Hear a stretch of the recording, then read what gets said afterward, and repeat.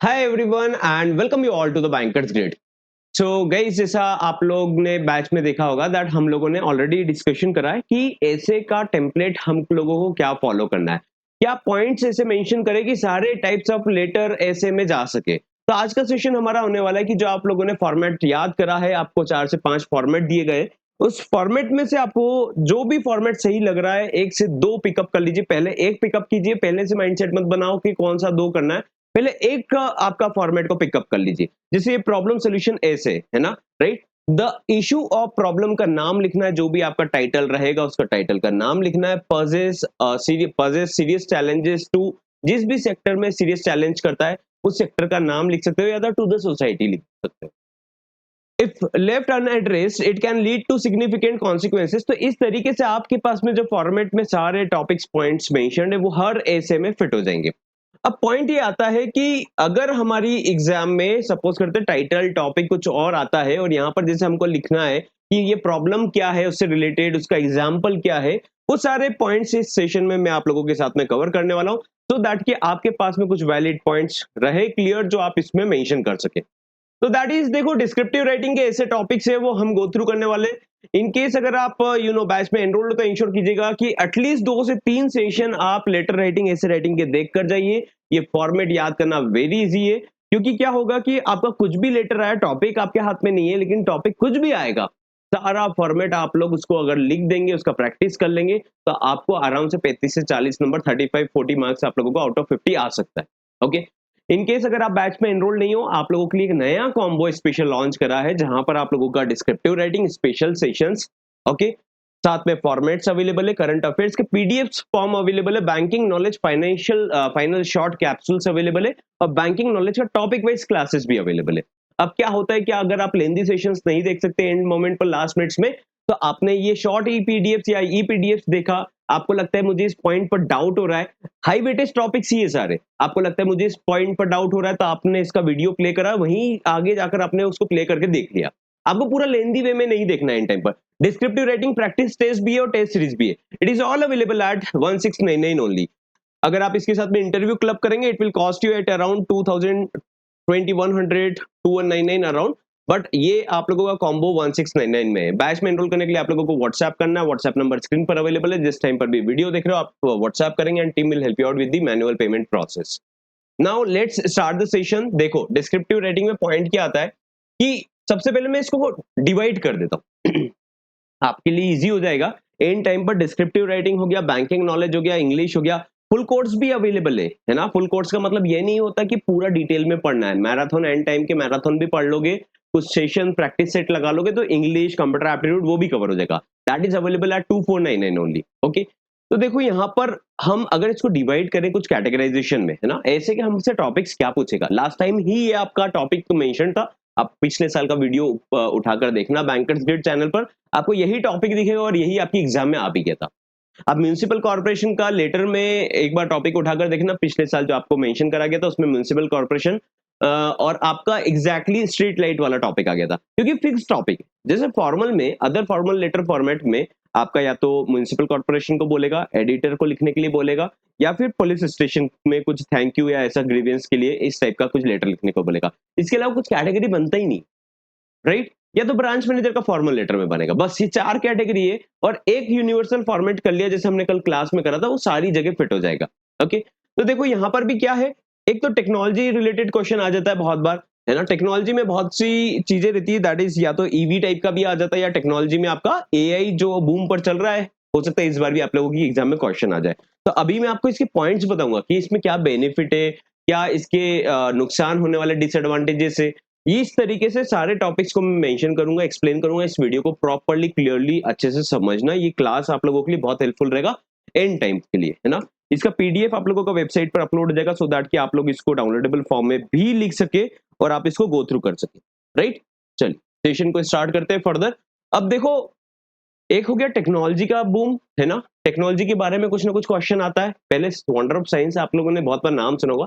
एक होता है डिजिटल पेमेंट या साइबर फ्रॉड के बारे में, है ना। एक होता है डिजिटल पेमेंट या साइबर फ्रॉड के बारे में, उसके पॉइंट्स भी आपको समझाऊंगा यहाँ पर कि आपको एडवांटेजेस में क्या लिखना है, चैलेंजेस में क्या लिखना है। जिस टाइप का ऐसे पूछ रहा है उसमें आप कुछ पॉइंट्स को आपकी तरफ से एक्सप्लेन कर सकते हो। मैं आपको एग्जाम्पल याद करवाने की कोशिश करूंगा। इस सेशन के बाद में 1-2 घंटे बाद में आपकी वेबसाइट पर यही कंटेंट अपलोड हो जाएगा जिसको आप डाउनलोड कर सकते हो। ये वाला डाउनलोडेबल में करंट अफेयर्स डाउनलोडेबल फॉर्मेट में, बाकी बैंकिंग नॉलेज और अदर फॉर्मेट्स आप लोगों के डाउनलोडेबल फॉर्म में नहीं है। एक होता है हेल्थ एंड लाइफस्टाइल। जैसे कोविड का टाइम आया था ना, उसके बाद में हेल्थ और लाइफस्टाइल के अराउंड में ही आप लोगों के टॉपिक्स आ रहे थे। तो उसमें अगर आपको कुछ पॉइंट्स मिल जाएगा मेंशन करने के लिए जो मैं समझा दूं, और आप आपकी लैंग्वेज में किसी भी लैंग्वेज में लिख दोगे तो भी चलेगा वहां पर, है ना, क्योंकि आप बाकी फॉर्मेट को तो फॉलो कर रहे हो। एक दो लाइन में थोड़ा ग्रामेटिकल एरर भी हो गया तो इतना वो मार्क्स कट नहीं होता है ना, तो भी आप अबव 15 लेकर आएंगे अगर आपने सब जगह ब्लंडर कर दिया, है ना, फॉर्मेट को फॉलो करने के बाद। अब देखो यहाँ पर क्या है, work life balance and mental health के बारे में आ जाता है बहुत बार, है ना, स्लीप साइकिल के बारे में आ जाता है, तो ये मेंशन करा जा सकता है। एक और क्या टॉपिक आता है, सोशल इंपैक्ट। सोशल मीडिया के बारे में आ जाता है कि सोशल मीडिया से बच्चों पर क्या नेगेटिव इंपैक्ट पड़ रहा है, राइट। एक आ जाता है कि that is economy and finance. Economy and finance में जनधन योजना, फाइनेंशियल इंक्लूजन, रूरल डेवलपमेंट, इस टाइप का कहीं ना कहीं, या एमएसएमई सेक्टर, इस टाइप से कुछ ना कुछ पॉइंट्स आता है जो कि हर जगह फिट हो जाएगी बात, है ना। इकोनॉमी एंड फाइनेंस के बारे में आता है। फिफ्थ आता है ग्लोबल इश्यूज के बारे में, जैसे वर्ल्ड वॉर का भी पॉइंट इसमें मेंशन्ड है, सो दैट कि आप लोग इसको मेंशन कर पाए इसको। आपके लिए जैसे रशिया यूक्रेन वॉर को हमने मेंशन करा है, मिडिल ईस्ट टेंशन को मेंशन करा है। ये पॉइंट्स मैं आपको समझाऊंगा बस, है ना, ये डाउनलोडेबल फॉर्म में रहेगा जिससे आप इसको कंप्लीट गो थ्रू करें। इस बार वर्ल्ड वॉर के आने के चांसेस है, आप जानते हो कि अभी कितना टेंशन चल रहा है इस साल का हर कंट्री के बीच में। तो देखते हैं, चलो पहला टॉपिक एआई के ऊपर आया तो आप क्या करेंगे, है ना। एआई का हम लोग इंट्रोडक्शन देख लेते हैं एक बार। मैं आपको ये ई पीडीएफ दूंगा, आप इसको डाउनलोड भी कर लेना वेबसाइट से। AI is transforming industries, health care and daily life through automation and data driven insights. Okay, तो देखो यहाँ पर क्या मेंशन है, दैट इज एक इंट्रोडक्शन। कहीं ना कहीं अगर आपको इसके बारे में कुछ लिखना होगा इंट्रोडक्शन के बारे में, तो इसको एज इट इज याद कर सकते हो। क्या लिखा हुआ है, एआई, 4-5 सेक्टर ही तो मैंने बताया आपको, उनमें से 4-5 में से कुछ लाइन्स याद कर लोगे चलेगा, बाकी लाइन तो आप आपके मन से एक्सप्लेन करना। मैं आपको पॉइंट्स बता रहा हूँ कि आपको क्या एक्सप्लेन करना है ना। आप जब एग्जांपल लिखेंगे फॉर्मेट के अकॉर्डिंग या प्रॉब्लम बताएंगे, तो प्रॉब्लम कहां से बताएंगे, क्या प्रॉब्लम लिखेंगे लॉजिकली, तो यहां से प्रॉब्लम्स उठाना है। ओके, अब देखो बूंद मतलब इसका जो भी पॉजिटिव पॉइंट्स है उसके बारे में बात कर रहे हैं। तो ऑटोमेट कर देता है रिपीटेटिव टास्क। तो अगर आपको इसका पॉजिटिव पॉइंट्स को हाईलाइट करना है तो ऐसा लिख देना, ऑटोमेट कर देगा, that it automates repetitive task. Repetitive task मतलब जो बार बार रिपीट करने, उसको अब ह्यूमन की जगह हम लोग एआई के थ्रू रिपीट करवा सकते हैं, इजंट इट। अब हो गया जैसे एग्जांपल है, चैटबॉट्स लाइक एचडीएफसी बैंक्स एवा answer millions of customer queries saving man power, है ना। ये एक एग्जांपल परफेक्ट है।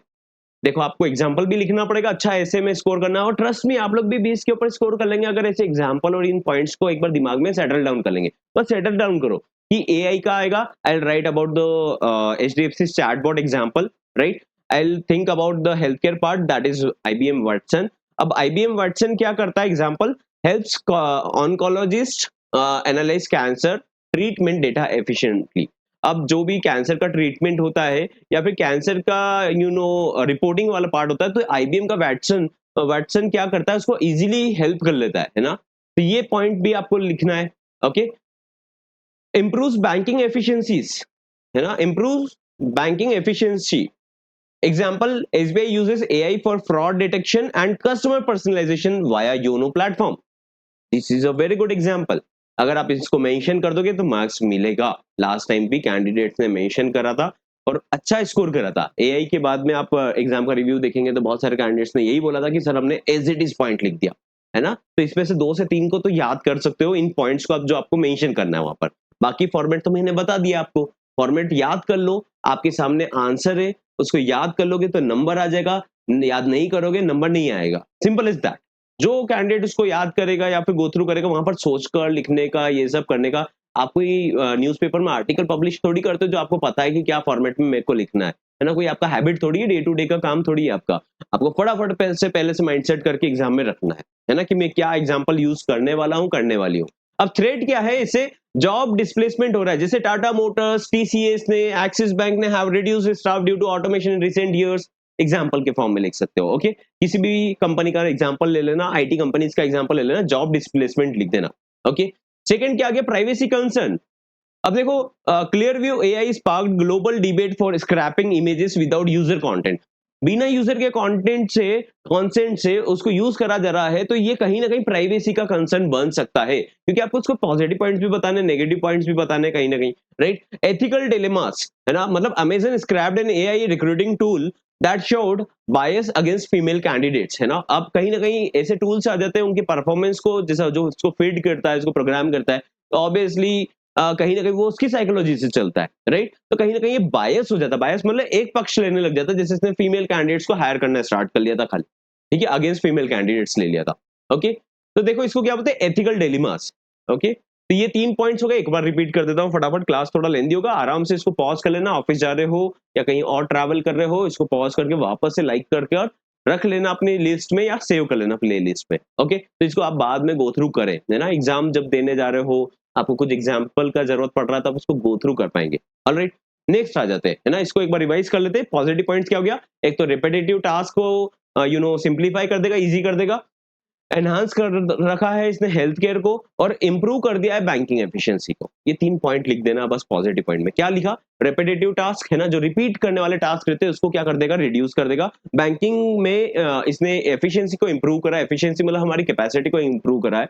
और third point is that is health care में भी इसने अच्छा काम करा है, ठीक है, हेल्थ केयर में भी एनहांस करा है। तो बहुत सारी मशीन से एआई के थ्रू डिटेक्ट कर लेती है डिसीजेस को, स्पेशली आईबीएम वैटसन का एग्जांपल ले सकते हो, जिसमें कैंसर डिटेक्शन होता है ना, कैंसर का ट्रीटमेंट डेटा एफिशिएंटली रीड कर लेता है, एनालाइज कर लेता है। बुराई क्या है इसकी, डिसएडवांटेजेस क्या है, थ्रेट क्या है, जॉब डिस्प्लेसमेंट हो रहा है, टीसीएस कंपनीज इन सब ने अभी रिड्यूस कर दिया अपना वर्क फोर्स, स्टाफ, ये सब वर्ड आप लिख सकते हो। ओके, प्राइवेसी कंसर्न हो जाता है, क्लियर व्यू एआई ने भी जैसे प्राइवेसी कंसर्न के बिना बहुत सारी इश्यूज बनाए थे, तो दैट इज की इमेजेस को विदाउट कंसेंट उसने अपलोड करना देना चालू कर दिया। एथिकल डिलेमास, जैसे कि अमेजन ने कहीं ना कहीं, एक तो एआई है वो, और अगर उसको हम जैसा ट्रेन करेंगे वैसा बायस डिसीजन लेने लग जाएगा।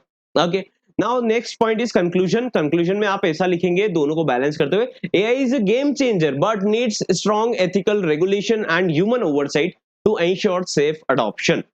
ओके, तो ये क्या हो गया, कंक्लूजन हो गया।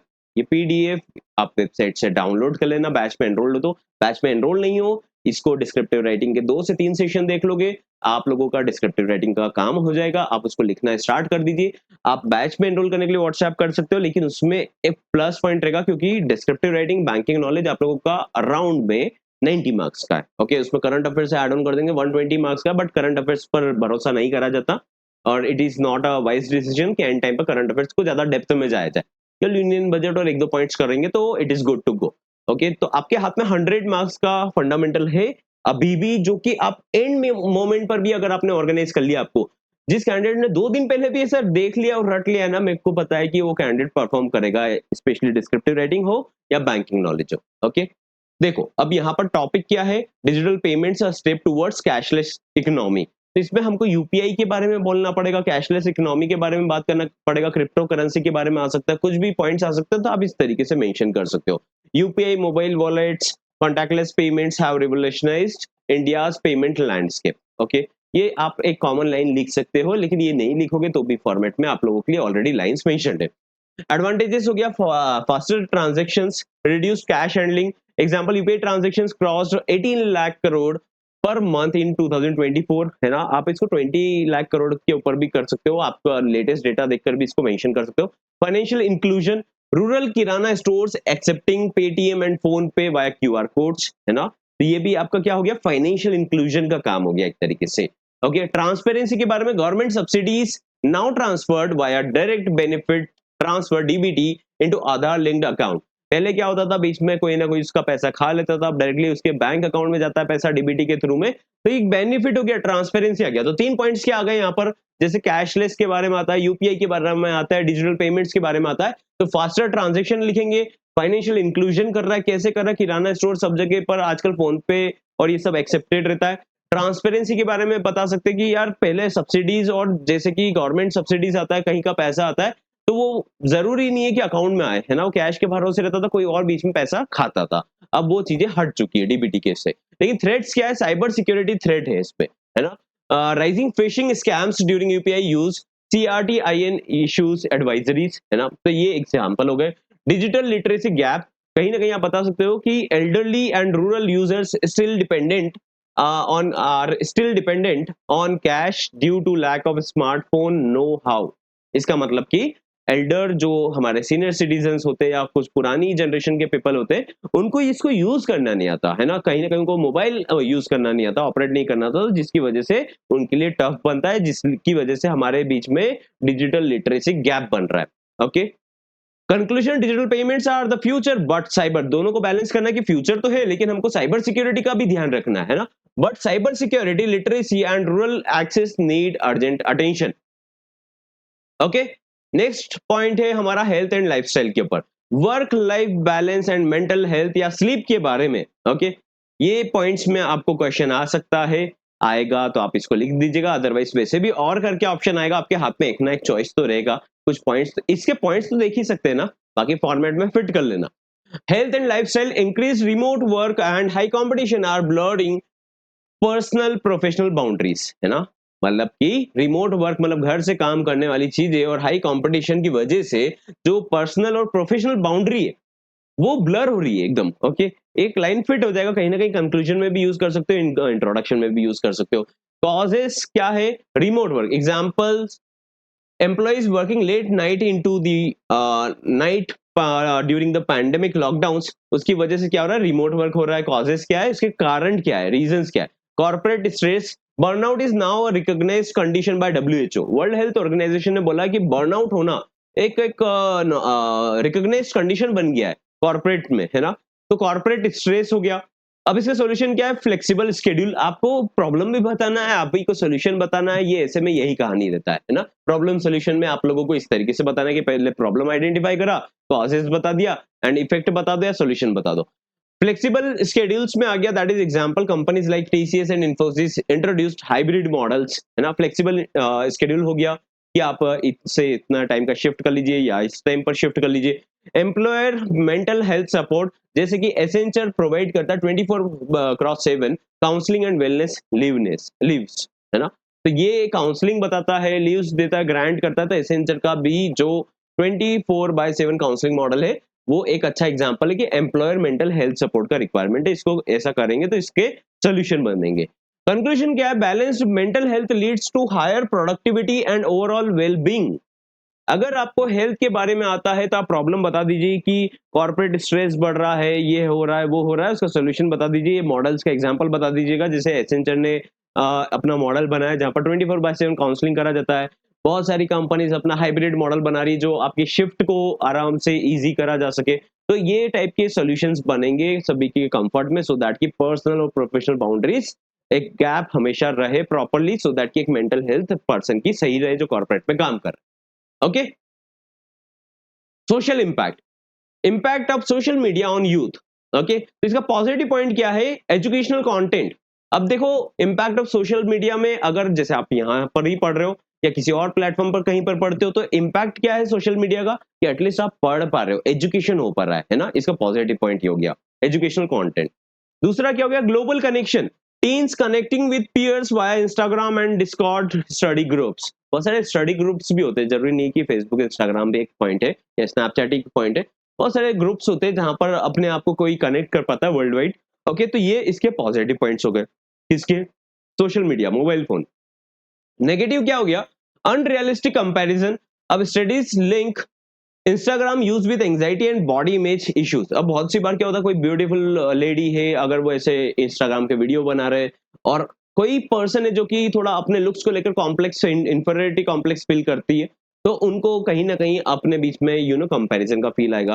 कोई किसी की सक्सेस देख रहा है, सपोज करते हैं आप एसबीआई में सिलेक्ट हो गए, आपने स्टोरी डाला, तो कोई आपकी सक्सेस देख रहा है तो वो एंग्जाइटी में आ रहा है, राइट। आपको पहचानता नहीं है तो भी एंग्जाइटी में आ रहा है कि यार ऐसा मुझे भी करना था, अचीव करना था। तो कहीं ना कहीं अनरियलिस्टिक कंपैरिजन हो रहा है। ओके, सबकी सिचुएशन डिफरेंट है। तो studies link Instagram use with anxiety and body image issues, है ना। साइबर बुलिंग, फेक न्यूज, जैसे आप जानते हो साइबर बुलिंग के पार्ट को, फेक न्यूज को, डिफेमेशन के पार्ट को। तो कहीं ना कहीं cases of depression linked to online bullying on Snapchat and Facebook भी बहुत कॉमन है। इसके नेगेटिव पॉइंट हो गए।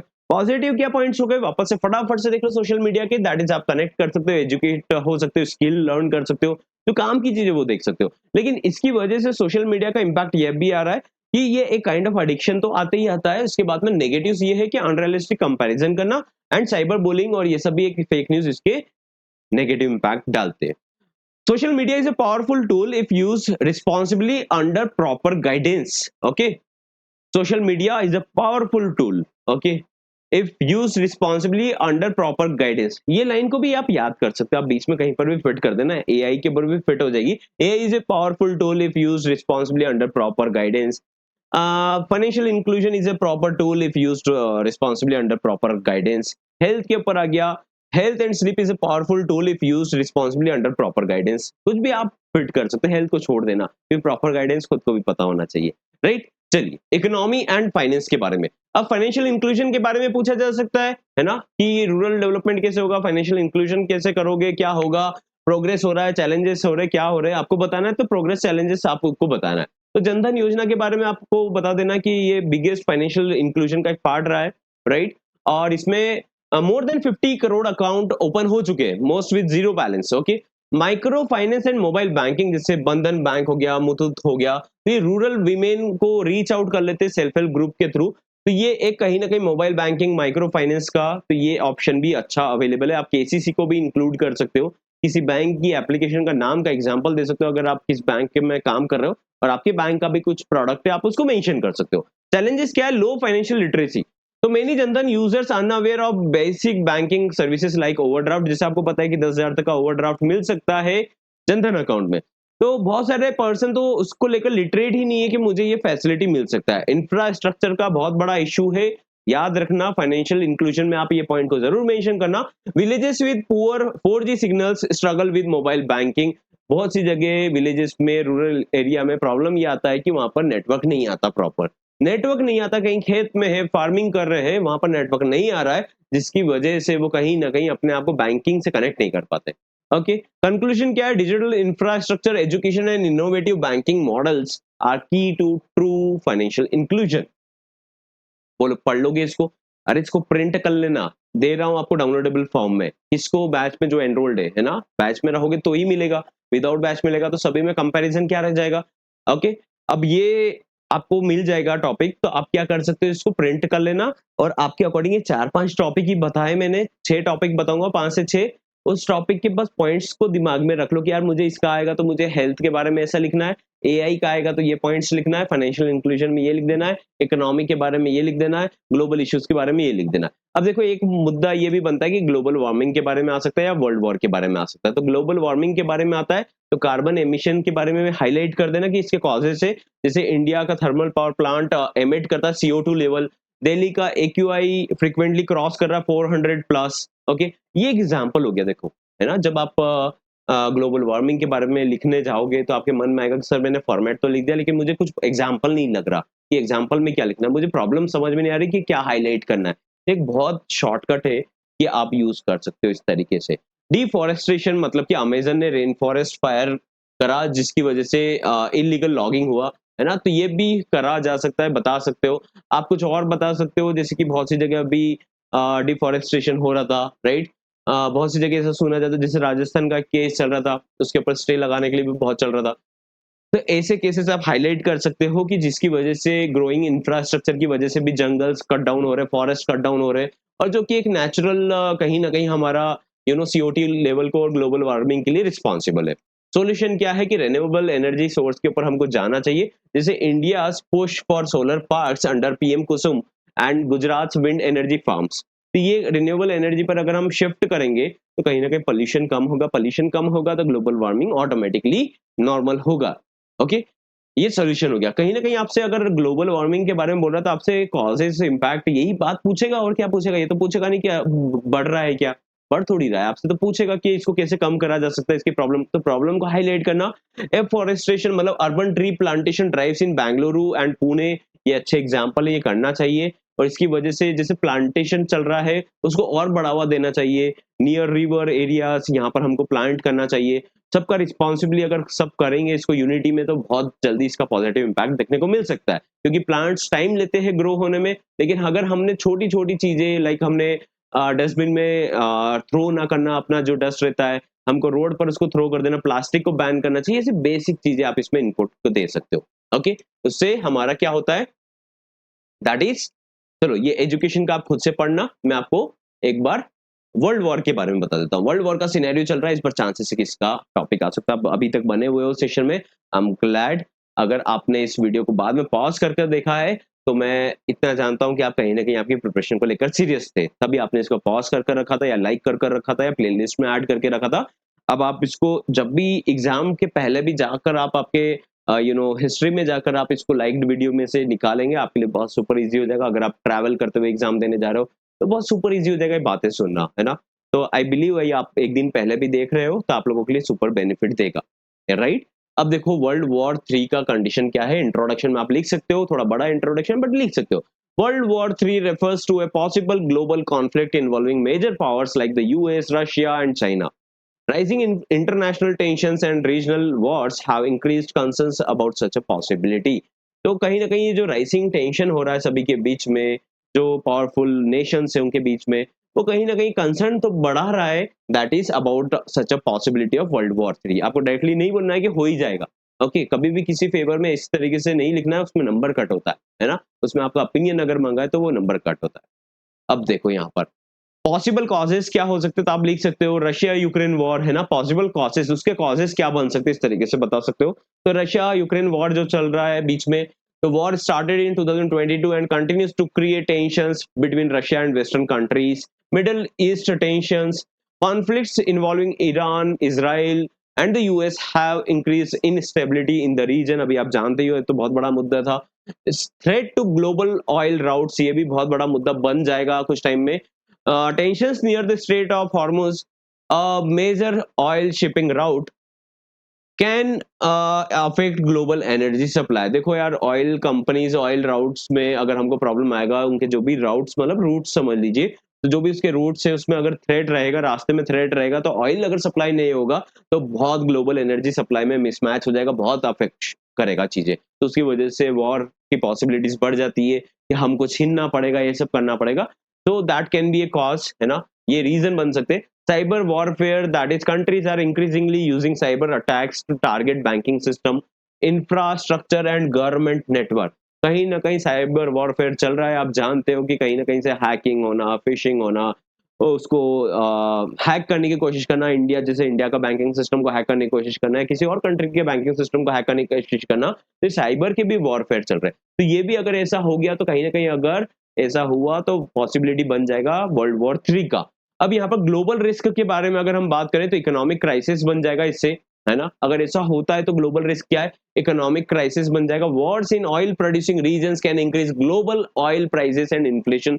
जानते हो गोल्ड का रेट, सिल्वर का रेट क्यों बढ़ रहा है, ये सब चीजें। तो ये टेंशन की वजह से प्राइसेस बढ़ जाएंगे, इकोनॉमी वे में हम लोग डाउन जाएंगे, इन्फ्लेशन बढ़ जाएगा, ह्यूमैनिटेरियन क्राइसिस आ जाएगा। The Ukraine war has already cause millions of refugees. तो ह्यूमैनिटेरियन का भी क्राइसिस यहाँ पर आ जाएगा। कंक्लूजन में आपको लिखना है, although global tensions are rising, diplomacy and international cooperation can help prevent regional conflicts from turning into a global war. Okay, कहीं ना कहीं ट्रम्प भी बोलते हैं कि हमारी बात मानिए, पुतिन बोल रहे हैं हमारी बात मानिए, ईरान इजराइल भी अपने इसमें लगे हुए, पहले इटली का भी सीन चलता था। तो ये सब चीजें देखो पॉइंट्स है that has to be written down. तो आप रशिया यूक्रेन का लिख सकते हो, इजराइल ईरान यूएस वाला सीन लिख सकते हो कि ये ग्लोबल टेंशन इनके बीच में चल रहा है, जिसकी वजह से इश्यूज आ सकते हैं। और एक ऑयल का रीजन लिख देना कि ऑयल के रूट्स में इश्यूज है, थ्रेट है। अगर ऐसा होगा तो कहीं ना कहीं ऑयल की सप्लाई शॉर्टेज हो जाएगी, सप्लाई शॉर्टेज होगी तो टेंशन इंक्रीज हो सकता है बिटवीन नेशंस। साइबर वॉरफेयर चलता है, दैट इज बैंकिंग सिस्टम को हैक करने की कोशिश करी जाती है। तो अगर आपको और ऐड ऑन करना रहेगा तो ये इनमें से 2 एग्जांपल भी आप ऐड ऑन कर दोगे, आपका काम डन हो जाएगा। बाकी फॉर्मेट आप लोगों के लिए अवेलेबल है। Go and study in your office as well. Office का टाइम चल रहा है, अगर आप ऑफिस में देख रहे हो इसको, या किसी टाइम पर देख रहे हो कि ऑफिस जाना है, तो इसको ऑफिस में देखो ना, सुनो ना, थोड़ी देर ब्रेक लेकर निकलो, सुन लो, है ना? एग्जाम का टाइम है। मैं वैसे कभी भी फेवर में नहीं रहता हूँ कि आप लोग अपने काम के साथ में कॉम्प्रोमाइज करें, but try to take the leave. अगर लीव नहीं मिलता है तो अपने साथ में बैठिए, अर्ली मॉर्निंग उठकर बैठिए या लेट नाइट उठकर बैठिए। लेकिन ऑफिस में जैसे आप काम कर रहे हो, तो आपका ब्रेन तो प्रोग्राम चलने दीजिए। मतलब जरूरी नहीं कि आप उसको नोट को खोलकर ही बैठेंगे तभी काम होगा। आप उसको दिमाग में चलने दीजिए कि सर ने क्या बोला था, ये एआई के बीच में क्या एग्जाम्पल होता है। मैं आपको एक अच्छा एक एक्सरसाइज बताता हूँ, आपके एग्जाम से पहले आपको क्या करना चाहिए। बहुत सारे कैंडिडेट्स है ना, ये पॉइंट को नहीं समझते कि हमको रिवाइज करना चाहिए, ये पॉइंट को नहीं समझते कि हमने समझना और उसको अपनी मेमोरी में सेटल डाउन करना, दोनों में डिफरेंस होता है। आप आज कुछ न्यूज़ सुन लोगे, है ना? अगर वो फिगर और एटसेट्रा बता रहे, तो आप सुन तो लोगे, समझ भी आ गया, लेकिन याद नहीं होगा। आपसे अगर 4 दिन बाद पूछेंगे ना कि क्या न्यूज़ देखा था, आपको याद नहीं रहेगा। क्यों? क्योंकि आपको खुद को रिकॉल करना पड़ेगा चीज़ें। तो जब भी आप सोने जा रहे हो, एक एक्सरसाइज़ करो कि यार सर ने क्या पॉइंट बताया था एआई में, अगर एआई का ऐसे आ गया तो मुझे क्या-क्या लिखना रहेगा। बेड पर ही लेटे हो ना, आराम से आँख बंद करके भी, तो ऐसे सोचते हुए सो एक बार कि यार एआई का ऐसे आएगा तो मुझे पॉजिटिव पॉइंट्स क्या-क्या बोलने हैं, कि रिपिटिटिव टास्क इसने कंप्लीट खत्म कर दिया है एटसेट्रा। इश्यूज़ क्या है, तो इश्यूज़ के बारे में बता सकते हैं कि जॉब डिस्प्लेसमेंट हो रहा है। इस तरह से अपने ब्रेन को पूछो कि सर ने इसमें क्या पॉइंट्स बोला, जैसे वर्ल्ड वॉर 3 का आएगा तो मुझे क्या पॉइंट्स लिखना है, तो ऐसे मेंटली इसको सेटल डाउन करो, है ना? This is a very good exercise. और I know maximum candidates end time तक वीडियो को देख नहीं रहे। आपने देखा है तो इसलिए मैं ये इनपुट आपको देना चाहता हूँ कि 4 दिन, 3 दिन, 2 दिन, 1 दिन रात में सोते टाइम एक्सरसाइज करिए और अगले दिन एक बार बीच में जब भी आपको टाइम मिलता है एक बार अपने पॉइंट्स को पूछिए कि यार मुझे अगर वर्ल्ड वॉर 3 के बारे में आया तो मुझे क्या पॉइंट्स लिखना है? मुझे ये रशिया यूक्रेन वॉर के बारे में लिखना है कि इसकी वजह से हो सकता है। मुझे वो लिखना है ईरान, इज़राइल, यूएस के टेंशन की वजह से हो सकता है, साइबर वॉरफेयर की वजह से हो सकता है। मुझे ये भी बताना है कि अगर जो ऑयल शिपिंग के रूट होते हैं, उनमें चेंजेस रहेगा, थ्रेट रहेगा, तो भी ग्लोबल टेंशन बढ़ सकता है, इन्फ्लेशन बढ़ सकता है, उसके इम्पैक्ट बढ़ेंगे और हमको कहीं न कहीं जियोपॉलिटिकल टेंशन को लोअर करना चाहिए, राइजिंग हो रहे तो डिप्लोमेसी और इंटरनेशनल कोऑपरेशन की बहुत ज़रूरत है। डिप्लोमेसी वर्ड और इंटरनेशनल कोऑपरेशन, ऐसे अपने आप को समझा लेना, है ना? सोते टाइम कर लोगे, it is a very good exercise. Done? Okay, अच्छा स्कोर करना है, ऐसे राइटिंग होगा एग्ज़ाम के बाद में मुझे ज़रूर बताना दैट सर ये वाला टॉपिक आया था, आपने बताया था, हमने इस पॉइंट को लिखा। बहाना बिल्कुल नहीं चलेगा खुद से भी, है ना? एंड टाइम पर बहाना मत देना अपने आप को कि मुझे नहीं पढ़ने का बहाना चाहिए, अच्छा ऐसा हो गया, अच्छा वैसा हो गया, केवल 2 दिन बचे, कल पढ़ूँगा या पढ़ूँगी, ये सब मत करना, पढ़ लो जब नींद खुलेगी, जब वीडियो देख रहे हो, जब पढ़ लो। ओके? ऑलराइट।